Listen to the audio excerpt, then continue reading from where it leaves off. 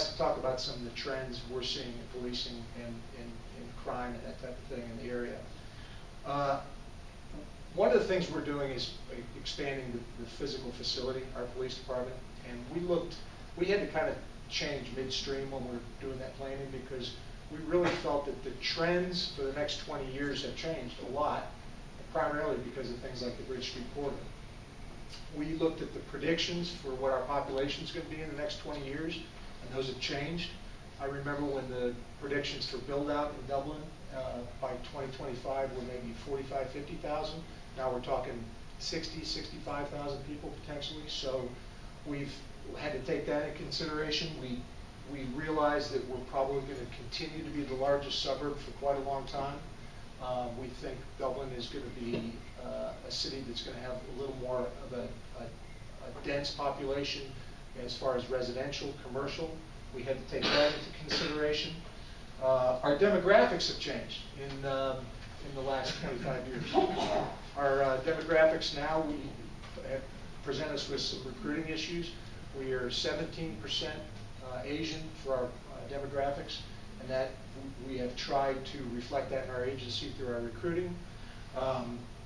Traffic flow in Dublin, we had to take that into consideration, and the traffic flow, as everybody knows, is always an issue. I think that that's going to be hopefully changed considerably when we get the 33-270 interchange completed. Emerald 8 is going to be a wonderful addition. The Riverside realignment.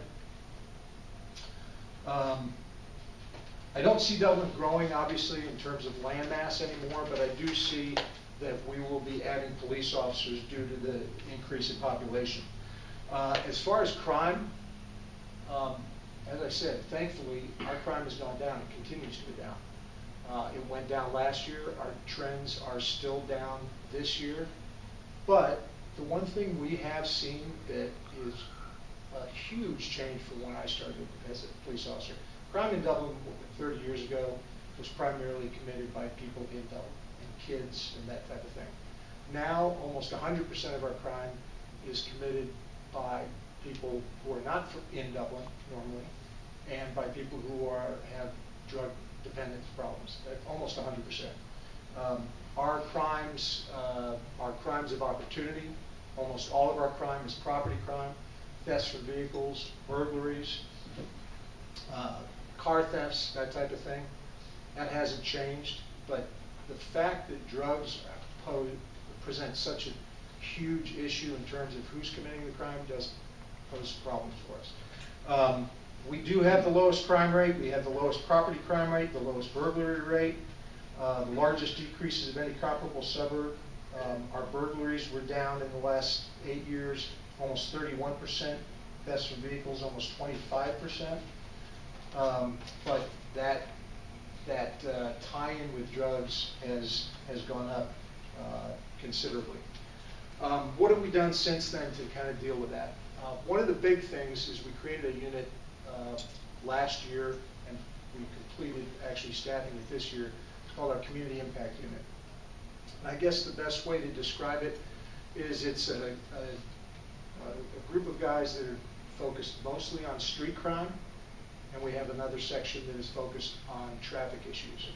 And we had to do this because we were finding that our detectives and our patrol officers are just too busy to spend enough time on these long-term investigations where we have lots and lots of thefts from vehicles or lots and lots of burglaries, and that's what these officers are focused on. And inevitably, those investigations are taking them towards drugs as well. So we're seeing more of that. Fortunately, they've helped us lower crime a lot since we started the unit.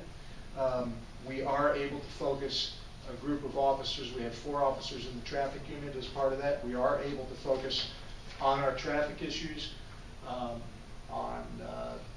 the high crash areas in the city, most notably 33 and 270, as well as neighborhood traffic issues. And that's one thing that we weren't as able to focus on before we started the traffic unit.